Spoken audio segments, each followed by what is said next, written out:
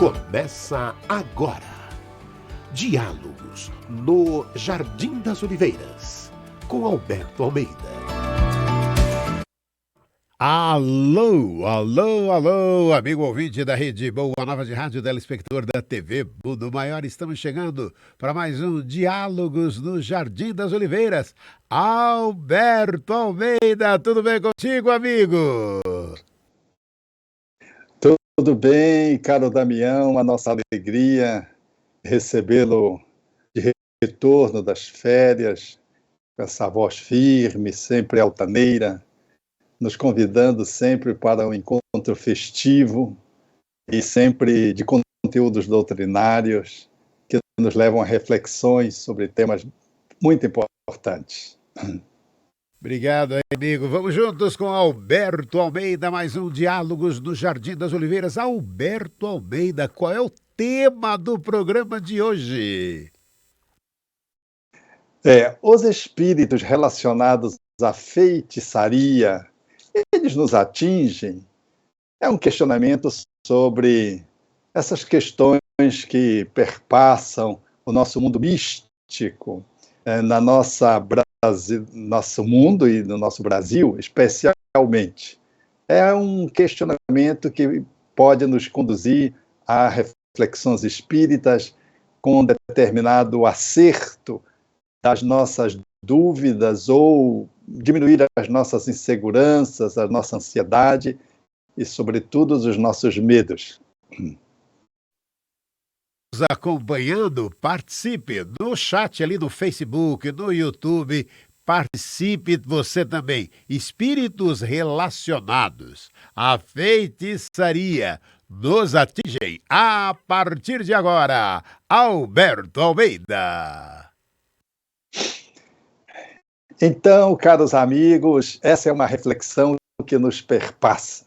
O que você faria se você, ao sair de casa, encontrasse na porta da sua casa, na calçada, por exemplo, um retrato seu fincado num alfinete, no chão ou numa vela negra, preta, e ao lado dela, por exemplo, uma galinha ali posta com farofa e com uma garrafa 51 de cachaça, portanto.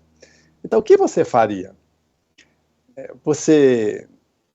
Que providências você tomaria? Você retomaria a sua foto?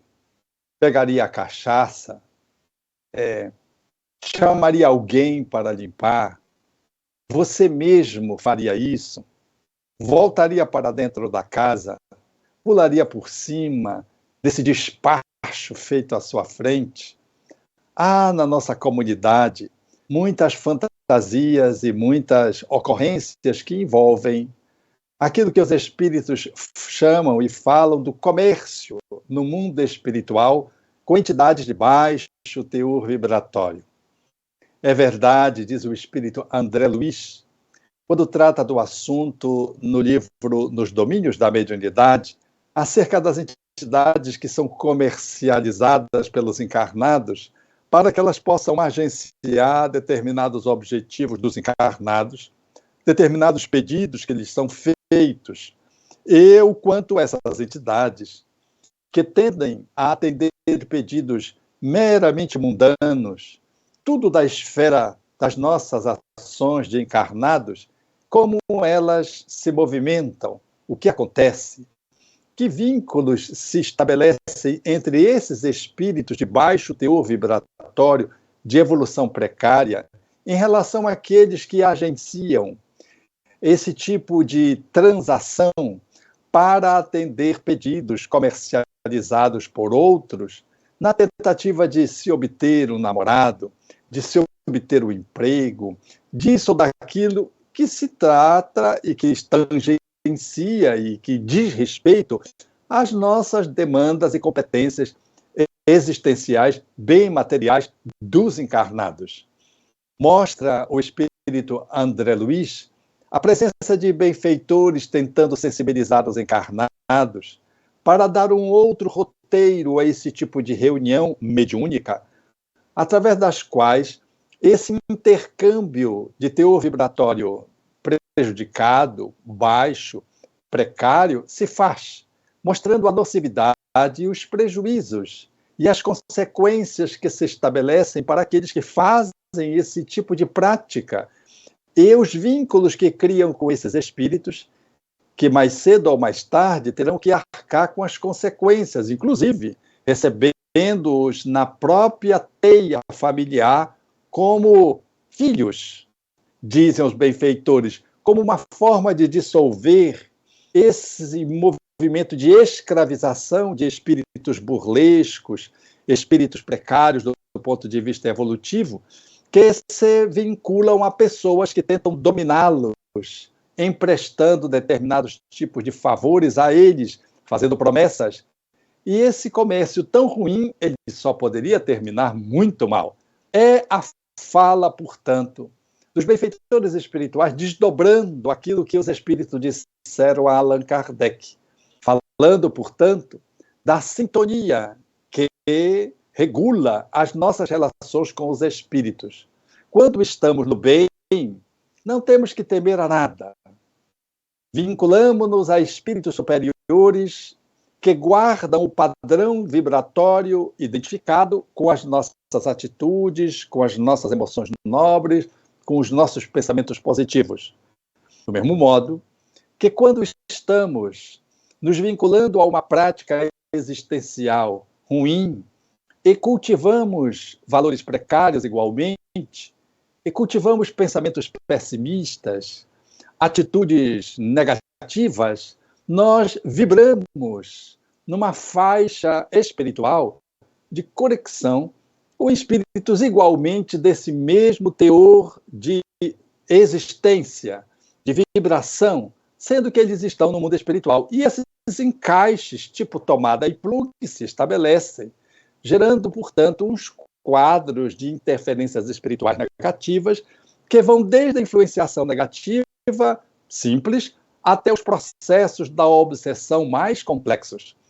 Assim, temos que compreender que o que regula nossa vulnerabilidade aos espíritos não são os espíritos por si mesmos, somos nós com quem nós sintonizamos. Ou seja, se eu guardo um tipo de existência onde valores e princípios sustentam o meu modo de viver, o meu estilo de vida, eu estou naturalmente associado a espíritos superiores e ao meu anjo guardião bem conectado. Todavia, se eu negligencio, se eu me entrego à malversação, a práticas nocivas para mim e para os outros, se eu me entrego a paixões aviltantes, a viciações, nós, naturalmente, nessa maneira de ser, estabelecemos para nós vínculos espirituais do mesmo naipe e, assim, conectamos-nos com esses espíritos que nos acessam, porque têm a mesma natureza dos nossos pensamentos, dos nossos sentimentos, das nossas sensações, dos nossos instintos, do nosso estilo de ser. É simples assim. Se você está na faixa AM e quer ir para a FM, basta você mudar e você entra numa outra frequência e assim faz conexão com os aparelhos de FM. O mesmo se dá do ponto de vista espiritual, segundo os espíritos usando essa analogia. Logo, os trabalhos, dito, entre aspas, trabalhos, que são feitos como motivos de enfeitiçamento, ou que agenciam práticas nocivas, ou que intencionam prejuízos para outrem, mobilizando os espíritos, eles não nos alcançam se estivermos alinhados com o divino, ou seja, se estivermos sintonizados com a divindade, através do bem que estamos exercitando. Esses espíritos que são mobilizados por pessoas encarnadas, nesses enfeitiçamentos, onde se valem desses espíritos para promover prejuízos para aquela pessoa que é o seu alvo, isso não alcança o seu objetivo se a pessoa, alvo desse tipo de ação, estiver ali na sintonia dos bons espíritos, porque não há encaixe. As entidades são mobilizadas, elas se dirigem, no entanto, não alcançam a pessoa, porque não há como se conectar. É como se pudéssemos agenciar pessoas que devem cometer o crime, e essas pessoas saem para cometer o crime entre encarnados, por exemplo. Mas se a pessoa está bem no suporte de proteção e de segurança, aqueles chacais que vão operacionalizar um crime premeditado por alguém, encomendado por alguém, eles não conseguem ter acesso pela segurança estabelecida das vigilâncias, das edificações, enfim, do carro blindado. É assim que se estabelece no mundo material. No mundo espiritual, as coisas são mais simples e mais profundas, porque a proteção ela é feita energeticamente por aquele que está no bem. Como não conseguimos estar no bem permanentemente, temos naturalmente oscilações, porque não somos espíritos iluminados, aqui e acolá você pode ter uma desavença, um conflito, e baixo padrão vibratório que deixaria você sensível a qualquer influência negativa externa. Nesse ponto de vista, os bons espíritos entram como vigilantes espirituais e resguardam a sua atmosfera pessoal e o espaço onde você vive de proteção, para que entidades que são os chacais, que tentam alcançar você, não consigam fazê-lo, porque você não merece. Então, são duas leis que regulam as nossas relações com os espíritos. Uma, a sintonia, e a outra, o merecimento. Disseram os espíritos a Allan Kardec: se nós não merecemos, aquilo não nos alcança, não nos perturba, de modo a que todas as intenções negativas que venham de fora, elas são, portanto, filtradas por esses dois princípios basilares. A da sintonia, e quando eu caio da sintonia, se eu não mereço, os bons espíritos protegem. E protegem por quê? Porque eu não sou um espírito de guardo uma evolução de tal monta grandiosa que me torna inacessível sempre às atitudes negativas, a um momento infeliz, a um pensamento talvez de baixo padrão vibratório, ou um comportamento eventualmente negativo do medo, da raiva, da tristeza demorada. É natural que possamos viver isso.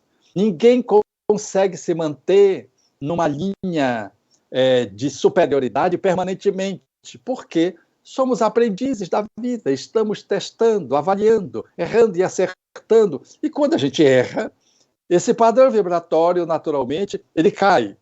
E aí é nessa circunstância que estamos vulneráveis. Mas se somos aqueles alunos, aprendizes da vida, conectados pela fé e bem intencionados, e se os nossos erros fazem parte da nossa caminhada evolutiva, é natural que os bons espíritos deem essa retaguarda. E se as entidades tentam penetrar o nosso lar, não conseguem, não têm permissão. Se elas tentam acessar o nosso ambiente de trabalho para causar perturbação, não conseguem, porque os espíritos nobres que trabalham na vigilância, no campo do bem, ali estão para fazer a nossa guarda pessoal do ambiente, que circunstancialmente pode se colocar vulnerável.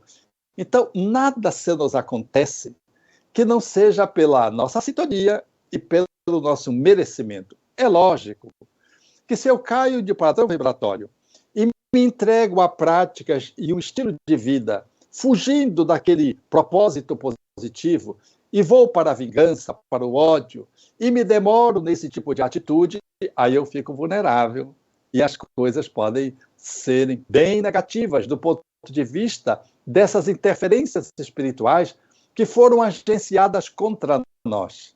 Mas, naturalmente, que isso se faz regulado por essas leis de equilíbrio e por essa providência divina que a tudo provê e prevê. E deixa que sejamos afetados relativamente para que saibamos manter vigilância, voltarmos para o caminho central da estrada do bem, saindo da periferia, do meio-fio, ou de fora da estrada, que às vezes nós nos encontramos, para então, estimulado por espíritos que foram agenciados pelos ditos trabalhos feitos, eles possam ir nos tocando, ir nos afetando de algum modo, ainda de que não de modo intensamente, a gente sinta a necessidade de fazer uma correção de rumo e voltar para a estrada e continuar a nossa marcha do bem. Vejam, portanto, que tudo conspira para o melhor e para o bem. Ninguém sofre porque alguém fez trabalho. Diríamos que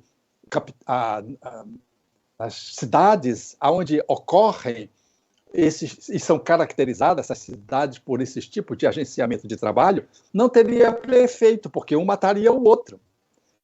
Os campeonatos terminariam de futebol, eles terminariam empatados, porque um faria feitiço para o outro, e o outro para o outro. E lógico, e isso, se fosse assim tão matemático, e se bem pago e o dinheiro compensasse o resultado, nós não teríamos governadores, não teríamos prefeitos, não teríamos time de futebol campeões, porque todos seriam afetados pelos trabalhos feitos. Então não é assim.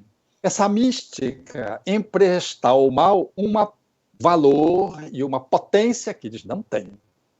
É natural compreendermos isso, porque somos muito identificados ainda com a nossa natureza inferior e costumamos emprestar aos espíritos que se vinculam a essas pessoas que fazem trabalhos de feitiçarias e que esses trabalhos, portanto, de baixo teor vibratório, chamado de magias negras, cinzas, como se queira dizer, essas práticas, elas não podem nos alcançar e alterar o rumo da existência de alguém se esse alguém caminha com retidão, com boas intenções, com seus propósitos nobres, e vai fazendo essa caminhada a despeito de aqui e acolá no meio da estrada, a gente vai um pouco para o meio-fio e volta, que é natural de alguém que caminha. Nós não fazemos uma caminhada, portanto, retilínea, sem solução de continuidade. É natural que aqui e acolá, quem caminha, tropece, e nesse tropeço,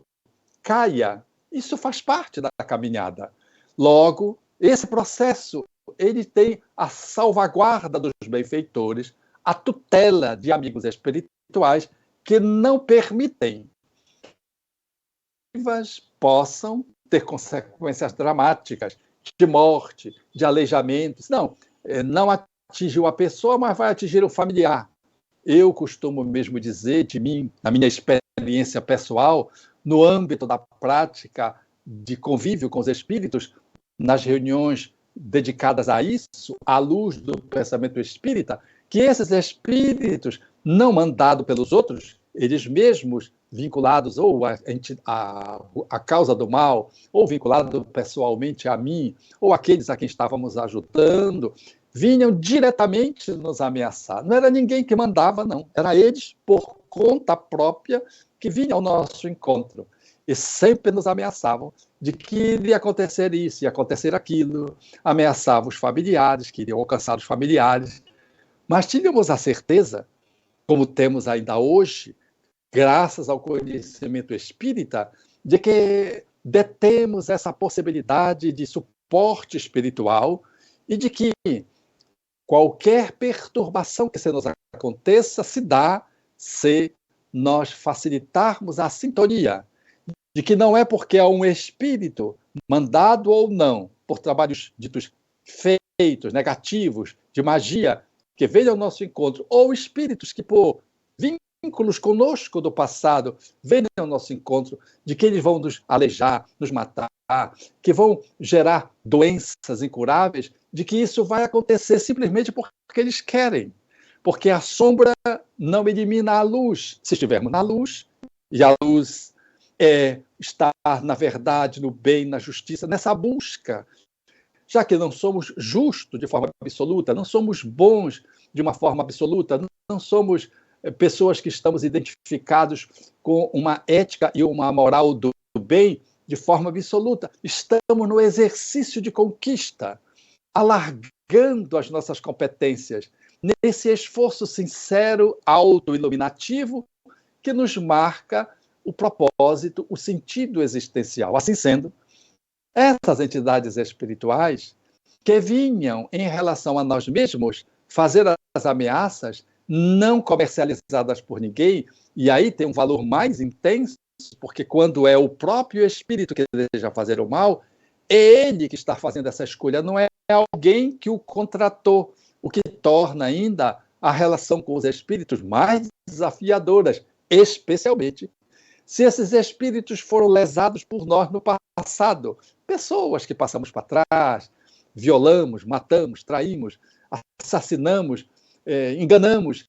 E essas pessoas que foram lesadas profundamente por nós, nos seus corações, essas são as mais difíceis, porque elas são obstinadas numa justiça feita, segundo elas, à própria mão, porque não admitem que possamos estar tendo um estilo de vida que é diferente daquela que ela está tendo, porque ela está dedicada à vingança, ela está ressentida. E quando nos vê bem, ela diz, como? Ele que me fez o mal pode estar bem e eu estou ruim. Não há Deus, então eu vou fazer justiça pelas minhas próprias mãos. Esses espíritos são os espíritos mais difíceis, porque são obstinados na vingança, para nos perturbar. Às vezes passam décadas na tentativa de conseguir o objetivo, que é nos colocar numa situação vexatória, que é, em se vingando, nos levarmos ao suicídio, a cometer um crime, a sairmos da linha, a prejudicar a nossa família, como fizemos com a família dele. E esses espíritos não abrem mão facilmente do seu objetivo. E são esses que nós nem consideramos dos trabalhos ditos feitos. Que, às vezes, quando alguém vai agenciar um trabalho, faz essa movimentação e esses espíritos que não gostam de nós atendem essas solicitações, mas não é pela solicitação em si, é pela demanda que eles trazem em si mesmo contra nós. Esses espíritos são difíceis, mas o amor divino quer que todos os seus filhos se reúnam na reconciliação. E Deus seja que muitas vezes possamos ajudar esses espíritos, dando ensejo de que eles possam dialogar conosco num lugar próprio, como a reunião mediúnica, de forma disciplinada, orientada para o Cristo, possamos ter um diálogo fraternal, possamos nos desculpar, possamos reavaliar a nossa relação anterior sob uma nova ótica de agora, possamos dizer a eles que se nós que fizemos ao mal a eles estamos tão bem, o que Deus não deve reservar a eles, quando eles deixarem que a justiça se faça, porque a justiça divina jamais falha. Proverbialmente disse, a justiça divina tarda, mas não falha. Eu diria que ela não falha e não tarda. Ela se dá sempre no momento certo. O que acontece é que para a justiça se efetivar, entre o crime cometido, a infração e as consequências, nós temos um tempo. E esse tempo é o tempo do bem que podemos fazer para anular o mal feito e, assim, não experimentarmos as consequências dramáticas dos nossos delitos, revertendo em tempo através de ações correspondentemente opostas. Isso chama-se misericórdia. Deus sempre concede aos seus filhos a misericórdia de refazer o mal feito. E, se refazemos, nós nos subtraímos às consequências dramáticas daquilo que fizemos, porque refazemos o mal feito. Mas se insistimos na negatividade, se não abrimos mão para reparar, resgatar, refazer aquilo que fizemos de negativo, então a misericórdia divina, para que ela possa se efetivar no tempo, ao lado da justiça, nos enseja, então, que o sofrimento reeducativo, depurador, reflexivo, venha ao nosso encontro, no nosso corpo, na nossa família, às vezes na nossa mente, nas nossas emoções, nas nossas células, venham as consequências dos males que causamos a outrem e que acontecem conosco, porque negligenciamos refazer o caminho, negligenciamos perdoar-nos, reparando e resgatando a falta junto àqueles que prejudicamos. Quando nós não usamos da misericórdia, a justiça chega e nos devolve ao ponto de equilíbrio. É assim, essa misericórdia e essa justiça cósmica, que não tarda e não falha, faz-se sempre no tempo exato de Deus, e que os espíritos necessitados, infelizes, negativos, que estão nas suas imperfeições morais, não compreendem. E, às vezes, atendem solicitações feitas pelos comerciantes encarnados, dos trabalhos feitos, ditos dos trabalhos feitos, das ditas feitiçarias negativas, e aqueles outros também, que, independente dessas ocorrências e dessas administrações negativas humanas, eles, em nos encontrando, querem nos prejudicar diretamente, querem fazer justiça pelas próprias mãos. E aí nós vamos encontrar que a providência divina nos enseja, portanto, que possamos fazer o enfrentamento dessas situações sem essa mística supersticiosa de que a gente adoeceu porque alguém fez trabalho para a gente, de que a gente está ruim porque teve uma inveja, teve um mal olhado, de que alguém está fazendo algo para que a nossa relação afetiva de conjugalidade, de namoro, de noivado, termine, para que a nossa paternidade, a nossa maternidade em relação aos filhos fique comprometida, de que os nossos filhos estão na droga porque alguém tem inveja da nossa família ou alguém quer nos prejudicar, porque nós aqui e acolá fizemos algum tipo de tropeço em relação àquele alguém, causamos algum dano real ou imaginário, e a gente fica achando que se o outro agencia trabalhos feitos, é por isso que o nosso filho caiu para a droga, entrou para a depressão. É uma análise selvagem, muito pequena, mística, supersticiosa, e sem nenhum respaldo nas leis de amor, que são leis de amor, que embutem dentro dela a justiça e a misericórdia, sempre como um mecanismo de nos ajudar a refazer o caminho e ao aperfeiçoamento, seja daquele que fez o mal, seja daquele que sofreu o mal. O objetivo de um bom pai material, humano, é reconciliar os filhos, imagem de Deus. Deus é o amor supremo.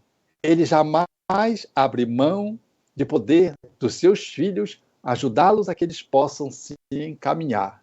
Então, se você sair um dia e ver as ocorrências na porta da sua casa, eu não aconselho você usar a galinha, usar o expediente alcoólico, mesmo que seja para um objetivo útil, porque há um magnetismo que impregna aqueles conteúdos.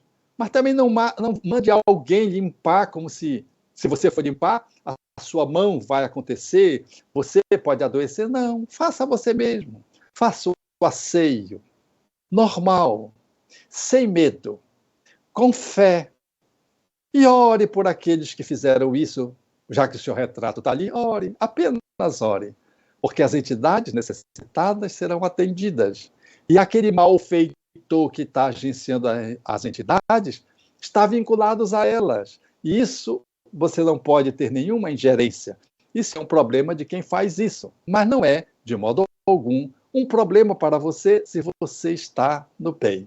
Quem está com Cristo como objetivo de vida não deve temer o mal dos maus. Deve temer o mal que possamos perpetrar, mas não a negatividade que alguém lança sobre nós. Porque o que nos faz ter repercussões negativas não é o mal que os outros fazem, é o mal que nós fazemos, a negatividade que nós cultuamos e cultivamos. Então, não tenhamos, de modo algum, nenhum receio de afirmar, à luz do pensamento espírita, de que trabalhos de feitiçaria que agenciam espíritos para nos prejudicar não nos atingem se nós estivermos no bem. E se nós não merecemos, a misericórdia divina intervém para que nada se nos aconteça, porque tudo que se nos acontece fica por conta da nossa própria ação, das nossas próprias escolhas. Não dê ao mal um valor que ele não tem. Alberto Almeida, hoje trazendo o tema espíritos relacionados à feitiçaria nos atingem. Primeiro, gratidão, gratidão, gratidão a todos que estão mandando suas mensagens aqui nos canais aqui, né, dos Facebook, no YouTube, ali no chat, ali colocando suas questões, cumprimentando toda a equipe. Gratidão. E vamos destacar alguns dessas participações para o comentário de Alberto Almeida. Cidadonato, misericórdia, Alberto Almeida. Eu ficaria preocupada e pegaria minha foto e orava muito. Fátima Aquino. E como entender nossos irmãos que ainda são ignorantes das mensagens do Cristo, mas que fazem trabalhos com crianças, Alberto Almeida. Quem mais aqui? Patrícia Zanetti, fazer evangelho no lar. Delise Maria, gratidão ao Espiritismo por nos ajudar a entender que tudo depende de nós mesmos. Quem mais aqui? A Delise, pedir perdão e vibrar. Do bem, ajuda a nos sintonizar com os bons espíritos. Quem mais está por aqui? Ana Zandonai. Temos que estar sempre conectados com o nosso guia espiritual, vigiando e orando para os bons, e orando para os pensamentos negativos não fluírem. A Ana Zandonai, que está em Chuí, no Rio Grande do Sul. Alberto Almeida. Os trabalhos que envolvem crianças são crimes odientos. Quando se sacrifica alguém, é muito pior as consequências negativas, porque é um crime hediondo. Notadamente, quando se faz com a intencionalidade de alcançar qualquer prejuízo, lesando o direito de alguém de viver. Não há como se subtrair a esta falta que gera consequências dramáticas quando eliminamos uma vida. Se fazer sacrifício com animais já é um absurdo, deveriam aqueles cultos que utilizam o sacrifício de animais caracterizarem-se por ainda uma prática muito primitiva. Ao longo da história, já vimos que antes, para agradar a Deus, sacrificávamos os humanos. Depois evoluímos e substituímos por animais. Depois por frutos. Assim, nós vamos refinando a nossa forma de cultuar a divindade. Veja, a divindade. Imagine que hoje ainda há pessoas que fazem trabalhos de feitiçarias usando os animais, o que é muito lamentável. E se usa pessoas, isso é crime hediondo, que merece uma intervenção policial para que as pessoas respondam nesta vida já o crime que cometeram. Quanto ao Evangelho do Lar, é uma prática de excelência que a nossa internauta pode sugerir. É você cultivar em casa o ambiente em oração, em leitura edificante e reflexão plausível do bem entre os familiares que habitam a casa e que desejam participar dessa reunião tão singela, que demora às vezes 30 minutos, 40 minutos, um pouco mais, um pouco menos, aonde se abre o Evangelho ou o Novo Testamento, faz-se uma leitura e uma reflexão e depois se ora uns pelos outros, pelo planeta, pela sua cidade, pelo edifício do seu apartamento, aonde você mora, da vila onde você reside, e você o faz pedindo que os benfeitores espirituais atendam às entidades que estão ali vinculadas. Essas orações, essas reflexões são acompanhadas por benfeitores espirituais, que aqui e acolá atendem entidades vinculadas a nós, entidades essas que são agenciadas pelos outros, ou outras, muito mais frequentes, que estão vinculadas diretamente a nós, sem estar relacionadas a nenhum trabalho feito.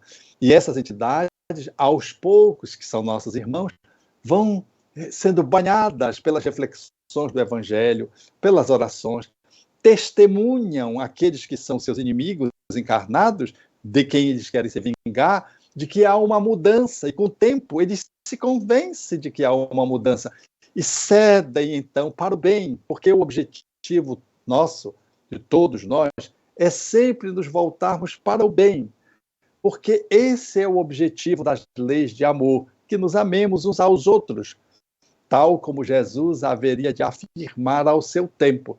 Então, nessas investidas no campo da vida, não devemos nos esquecer da oração como ponto fundamental para alinharmos a nossa sintonia, especialmente depois de um tombo, mas também quando estamos caminhando serenamente para agradecer. O tombo para nos levantarmos, a fim de não ficarmos no chão e cairmos o padrão vibratório, ficando acessíveis às interferências espirituais. Então, a oração é esse elixir da alma que nos traz vigor, serenidade, iluminação e conexão com o nosso anjo de guarda, que nos guarda. Então, temos que fazer esse esforço, essa dedicação própria daqueles que estão vocacionados para exercer o bem e fazer a caminhada construtiva na vida. Nós usamos a oração como esse recurso que nos dá alimento de conexão com a divindade e que nos reabastece a alma, do mesmo jeito que o oxigênio abastece o nosso cérebro, as nossas células, ou que o alimento abastece de energia o nosso corpo físico propriamente dito. Assim a alma, ela se vitaliza com o seu alimento, que é a oração, e se concretiza esse alimento no exercício da caridade. Vamos trazendo mais participações aqui. Hoje o tema espíritos relacionados à feitiçaria nos atingem. O Franco Lima está em Goiânia. Abençoado dia animado. Alberto Almeida, espírito encarnado é pior e mais difícil de esclarecer? São vários, em um por afinidade. E a Márcia Vieira, muito, e olha, ela e muitas pessoas dizendo esclarecedora essa live. Então nós precisamos estar sempre alinhados com Jesus e suas obras. Alberto Almeida. Eu lembro de uma ocorrência, certa feita, que eu atendi na minha atividade profissional, que era uma senhora que chegou para uma consulta não marcada, mas insistia em ser atendida, e eu então pedi para que ela entrasse para dizer que não poderia atendê-la, porque estava com o horário marcado para uma outra pessoa que ainda não tinha chegado. Quando ela entrou, ela tinha a face macilenta, pálida, como se fosse alguém que estivesse dominada por um câncer. Eu me sensibilizei e então decidi atendê-la, mesmo com o prejuízo dos atrasos que iriam acontecer, já que o paciente estava atrasado na hora marcada. E quando eu tomei o seu nome e ela começou a falar da dor que lhe dominava a cabeça, ela entrou em transe. Eu tinha acabado de tomar o nome dela. E ela entrou em transe e o espírito me disse que estava comprometido em acabar com ela. E contou a história de que ele vinha de uma outra cidade, onde ela estivera por lá, e uma pessoa que fazia esse tipo de comércio com os espíritos fez o trabalho para que ele pudesse prejudicá-la, porque ela negou um relacionamento com o filho daquela que era a agenciadora do trabalho. E que isso tinha deixado ele, portanto, com esse compromisso para o qual ele estava sendo pago. Então eu disse, mas por que ela não quis? Não, ela não quis se relacionar com o filho da pessoa. E eu estou com ela. E eu disse, e como é que tu estás com ela? Como é que tu estás assim? Eu disse, não, ela é carola, só vive rezando, só vive rezando. Veio para cá andando, eu já estou cansado. E aí eu fui conversando com ele e mostrei que ele estava sendo usado por pessoas encarnadas. Do que é que ele desejava? No fundo, ele desejava paz. Era um espírito atormentado.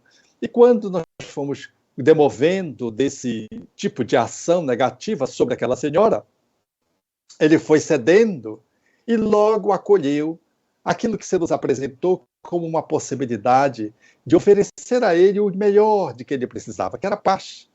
Apresentou-se uma entidade e se disponibilizou para atendê-lo, ele conseguiu vê-la, naturalmente que ele já estava sendo tutelado e não via, não sabia, era o tutor daquela senhora, e ele então cedeu. E é quando acabou o transe, aquela senhora modificou a sua face, aquela palidez cedeu, os seus lábios voltaram a ficar corados, ela estava com dor de cabeça e não movia a cabeça. Ela disse, o que foi que aconteceu? Ela não se deu conta, porque ela fez um transe, e quando voltou para o corpo, ela perdeu a consciência de tudo aquilo que tinha acontecido. Foi um diálogo, deve ter demorado uns 20 minutos aproximadamente. E eu disse, pode mexer a sua cabeça. E ela foi, mexeu a cabeça e se assustou, porque estava sem a dor, que fazia com que ela mantesse a cabeça rígida. E disse, passou, a minha dor de cabeça passou. O que foi que aconteceu? E aí eu expliquei, e ela disse, é que eu estava em tal cidade e uma pessoa se enamorou de mim.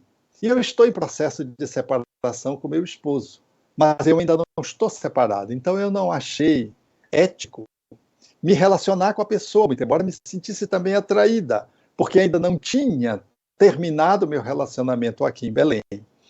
Então eu disse não. E eu fiz menção a que a entidade mencionara, e ela disse, é verdade. A mãe dele era uma pessoa que trabalhava com essas coisas.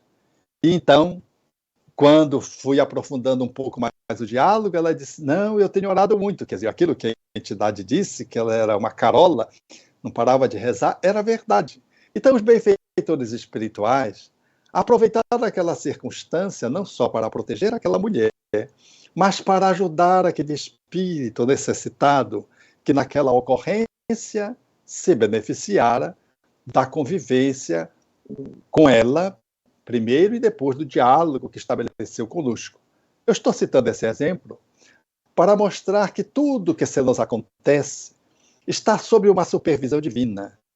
E mesmo que circunstancialmente uma perturbação possa se estabelecer, ela está em curso para que a gente atenda, por caridade, aquela outra entidade. E ela é filtrada, essa interferência não se permite que ela se faça de forma total, mesmo quando a pessoa se fragiliza. E os benfeitores triam, mas podem manter a entidade, deixá-la no circuito para dar um encaminhamento no evangelho no lar, na oração, no comportamento da pessoa. E eu fui me dar conta que aquela senhora era espírita, coincidentemente, poderia não ser, porque o bem está em todas as religiões e até em nenhuma. Quando a pessoa está com bem, ela está com Deus, independente de religião.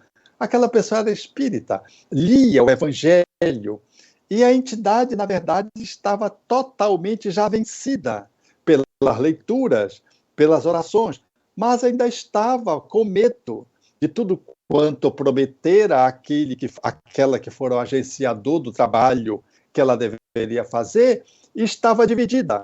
Quando foi conversar comigo, naturalmente que ela cedeu e foi encaminhada, quando eu tirei o medo e a insegurança de que ela, na verdade, não estava fazendo trabalho nenhum, ela estava sendo usada por uma outra pessoa para fazer o mal a uma outra, que por ética, depois eu fui perceber isso, não tinha percebido na hora do diálogo, não permitiu se envolver com uma outra pessoa porque não tinha ainda encerrado um comportamento anterior.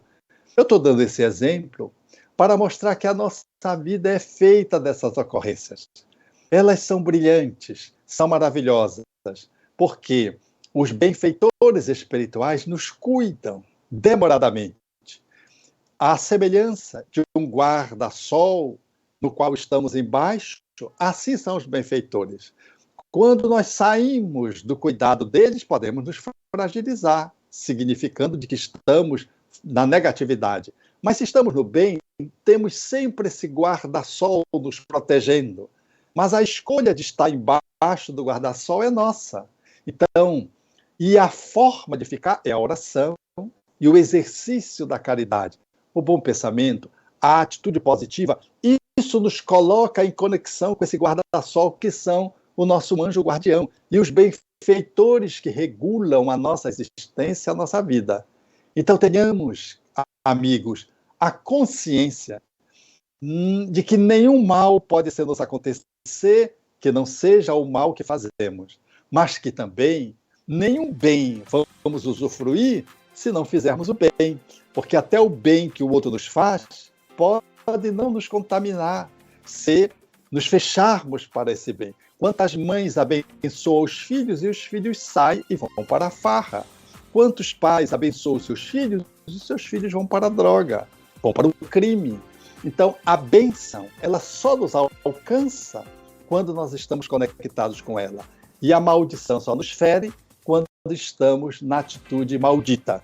O bem que nos faz bem é o bem que fazemos. Aí, estamos encerrando, Alberto Almeida, mais um Diálogos no Jardim das Oliveiras, e o tema de hoje, espíritos relacionados à feitiçaria nos atinge. Alberto Almeida, semana que vem estaremos juntos com mais um Diálogos no Jardim das Oliveiras. Até lá, Alberto Almeida! Tchau, tchau! Gratidão!